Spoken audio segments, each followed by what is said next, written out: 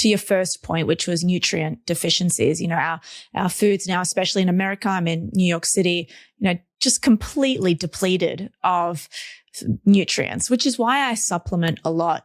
And I actually have been supplementing with hyaluronic acid. And I know a lot of people have heard of hyaluronic acid from a serum perspective, but I did read this study about a year ago that said that hyaluronic acid serums do nothing other than just add moisture to the skin. And the best way to attack it from a skin health perspective is having hyaluronic acid capsules. So I've been taking that for about a year now.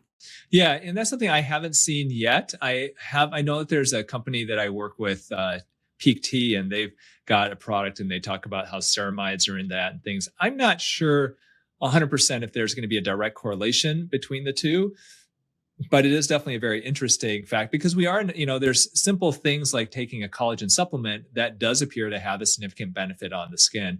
And going back real quick to what you said before, with the nutrient depletion, there actually was a study, and something that I quote in my book, where they actually looked at the fruits and vegetables sold here in the United States from the years 1950 to 1999, and they looked at the different nutritional contents of these fruits and vegetables. And they found over those 49 years a significant reduction in 6 key nutrients, 3 of them of which really stood out to me. Those were protein, iron, and vitamin C.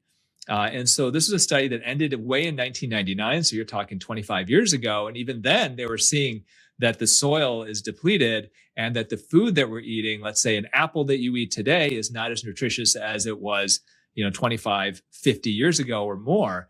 And so one reason to consider not only supplementation, but eating organic if you can afford it, because it does appear to have potentially higher nutritional content than conventionally grown produce. So optimal intake of protein then affects how the skin ages as well. Yeah. And, the way I look at that is that collagen, once again, is a protein. And so the first thing you want to do, because you know that collagen is going to degrade, especially women after menopause, that collagen degrades. And you only need to see a woman who's in their 70s or her 80s and their skin can be tissue paper thin to know that is true. So how do you fight it? Well, the first and most obvious thing is to increase the protein content in your diet as you get older. That can help to potentially replenish the collagen of your skin. That being said, I don't know of any studies that have looked at increasing protein and, let's say, collagen in the skin. But there are a ton of studies that have looked at collagen supplements and their impact on the skin. And they have shown very good evidence that they have very positive impact on the collagen content in the skin if you take those supplements for long enough. So are we talking also with collagen peptides, for example? I know that that's something that is somewhat of a craze right now. People putting collagen peptide powders in their smoothies or having a scoop of that per day. Is there much evidence on supplementing with collagen itself? That's where the evidence actually is. And the important thing, the argument against collagen, and there's a lot of people who poo-poo collagen supplements. And in general, these, I think, are doctors who are just anti-supplement, period, because they don't understand supplements, honestly. So what is the science behind it? So the belief that, let's say, collagen supplements don't work, doctors will tell you, is because it's a large protein.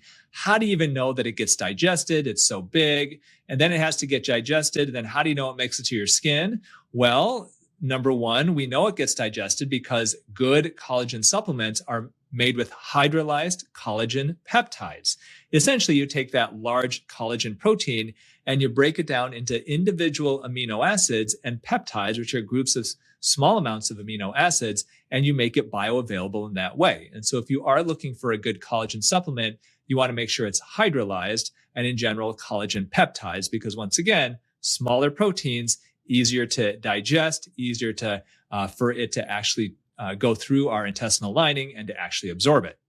So then you think, okay, well, if you're going to take a collagen supplement, how can you prove that collagen supplements work? And you say, okay, I would do a study where you take somebody, they take a collagen supplement, you do a double-blind placebo-controlled trial where you got somebody who's not taking the supplement, somebody who is, and let's say you put them on it for 90 days, and then how about we biopsy the collagen of the skin, and we see how much collagen is in their skin. And that's exactly what has been done, is that they take patients, they do that, they go on the supplement, and they found that a significant improvement in the amount of collagen in the skin when it's biopsied. after they've taken these collagen supplements, and there's also studies that look at it from the outside in improvement in wrinkles and hydration of the skin. But you've actually found studies where they draw the blood, they find an increase in collagen in the actual blood, and they find an increase in the collagen in the actual skin when it's biopsied. There was meta-analysis of over 1,100 patients, and this was back in 2021, that showed a statistically significant improvement in the collagen of the skin and in wrinkles and hydration, and a follow-up study of over 1,700 people just published last year showing very similar findings. And so, nowadays, if you have somebody who says collagen supplements don't work, that science doesn't prove it, they just honestly haven't looked at the studies, because the studies are pretty clear now. Yeah, especially if they're human randomized control trials. A lot of the things that you're saying now when it comes to skin aging and skin health, I hear you saying beauty is from within, meaning does that mean that a lot of these topical creams that we're spending so much money on are really useless? Well, one that's useless is a collagen cream, because I just told you that collagen is a large protein. And if you put that large protein on the surface of the skin, people believe, oh, well, it's just going to increase the collagen in my skin, right? Well, no, because your skin is a barrier, and that collagen protein is so large that it's just going to sit on the surface of the skin. In fact, there are people who are doing now, it's kind of this crazy trend where they're doing gelatin facials. What is gelatin? I've seen that. Yeah. Yes. So gelatin basically is collagen. And so you take this collagen and you put it on your face, and it hardens into this mask, and it tends to stick to your skin. Now, it can actually work if you put it on your nose as kind of like a natural pore strip, if you want to do something like that and clean out your sebaceous filaments, maybe improve your blackheads.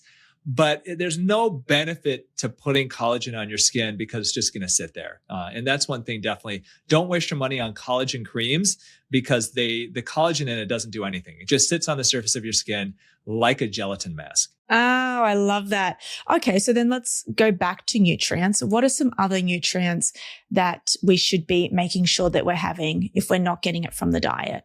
Yeah, so when you look, when you're not getting it from the diet, or when you want to add to the diet? When you want to add to the diet. So, when you look at aging of the skin, so we talked about nutrient depletion and say, hey, you know what? Taking a daily multivitamin is something I recommend, because once again, our food is not as nutritious as it used to be, going for organic, taking supplements. Second thing we talked about is going to be collagen degradation. So we talked about increasing the amount of protein that can help with that. Third thing is going to be oxidation and free radicals. And so what essentially is that? Well, basically, oxidation is a process where the fact that you are alive, your metabolism, your body functioning, it creates waste products called free radicals. Everybody's body does this. Free radicals are these basically damaging molecules, and what they do is essentially they can damage the DNA of our cells if they become too numerous. So our body creates these free radicals essentially as a waste product, but our body also creates antioxidants. Antioxidants basically neutralize free radicals to prevent them from damaging our cells, the DNA of our cells. But if you have a certain type of lifestyle, like let's say you smoke, you vape, you are around a lot of, let's say, automobile exhaust, you are in a very polluted area, or let's say you eat a ton of ultra-processed foods, now you are exposing your body to more free radicals potentially than it can handle. And when you have a lot of free radicals and not enough antioxidants, and you start getting damage to the DNA of your cells, that's a process called oxidation. And so what do you do to fight that? You increase the amount of antioxidants that you ingest. What are antioxidants? Basically, they are the pigment in fruits and vegetables. And so if you hear gut health experts, if you hear functional medicine doctors say, eat the rainbow, the reason why they say that is because by eating the rainbow of different colored fruits and vegetables, you're going to get a wide variety of antioxidants. Those are going to neutralize those free radicals and slow down that third main cause of aging of our skin.